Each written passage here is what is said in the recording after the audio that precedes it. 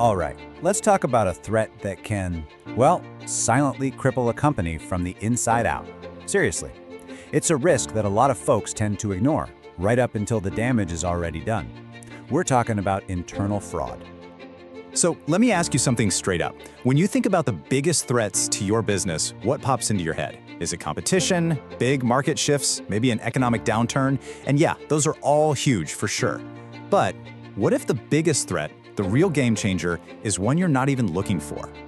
Well, the answer might actually surprise you, because a lot of the time, the most damaging threat, it's already inside your walls. It's this hidden risk of misconduct that can just quietly undermine everything you've worked so hard to build. Okay, so let's really break down what this hidden threat looks like. And listen, forget all the Hollywood heist movies. Real-world fraud often hides in plain sight. You know, it's buried right there in the everyday operations of a company. So let's get really clear on the definition here. Fraud risk is the threat of misconduct from people inside your organization. And just so we're clear, this is not some minor issue. Studies have shown that a typical organization can lose about 5% of its annual revenue to this stuff. Think about that. And it covers a huge range of things, from bribery and corruption, all the way to what we often just call employee fraud, the misappropriation of assets. And this part is absolutely key. Fraud isn't usually some big, dramatic event. It's a risk that's kind of woven into the fabric of your daily processes and systems. If you don't have the right perspective, it can be totally invisible, until, of course, a whole lot of damage has already been done. All right, so when we talk about the cost of fraud, I bet your mind immediately goes to the money, right? The financial hit. And of course, that's a huge part of it. But the true cost? Oh, it goes so much deeper than just the balance sheet.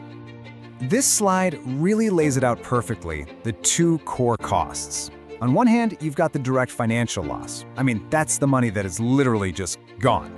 But on the other side, that's the stuff that is so much harder to get back. Your reputation, losing the trust of your customers, your partners, that's a long-term cost. And as we all know, trust takes years to build. And man, just a single moment to completely shatter. And this just shows you the ripple effect, right? It's like a chain reaction. It starts with the financial loss, okay, sure. But then it hammers your public reputation. And this is so important. It erodes the trust within your own teams. People start getting suspicious. Morale takes a nosedive. It can honestly poison the entire culture of an organization, right from the inside. Okay, so that's the problem. And yeah, it's serious. It's got a lot of layers. But here's the good news. You are not powerless here. Not at all. So let's shift gears and talk about the practical, actionable things you can actually do. It's time to start building your defenses. It all really boils down to this clear, three-step framework. First up, you've got to build stronger internal controls. Step 2, implement some really effective monitoring systems. And step 3, and you could argue this is the most critical one of all, is to foster a truly ethical culture. Let's just touch on each of these real quick. So think of internal controls as your absolute first line of defense. These are the practical rules and processes you put in place. Things like, say, requiring 2 signatures on big checks, or separating financial duties so the same person can't both approve and issue a payment. It's all about designing your systems to minimize the opportunity for misconduct right from the get-go. But hey, controls by themselves aren't enough.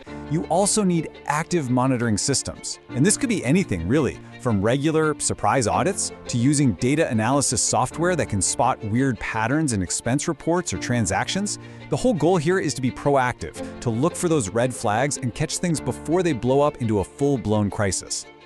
Okay, so we've talked about systems, we've talked about processes, but you know what? The ultimate safeguard against fraud, it isn't a piece of software. It isn't a rule book. It's the people. It's always the people within your organization. And this quote just perfectly captures the whole idea of what makes an organization truly resilient. I mean, yeah, technology and rules are essential. They're important support systems, but the real foundation, it's the culture of integrity and trust that you have to actively build and maintain inside your teams. And when you actually invest in building that kind of ethical culture, just look at what happens. It does way more than just reduce the chance of misconduct. It strengthens that internal trust we keep coming back to. It empowers your employees to do the right thing, to speak up if something's wrong. And ultimately, it creates a kind of organizational resilience that no system, on its own, could ever provide. When you boil it all down, the main takeaway from this whole explainer is really about a huge shift in mindset.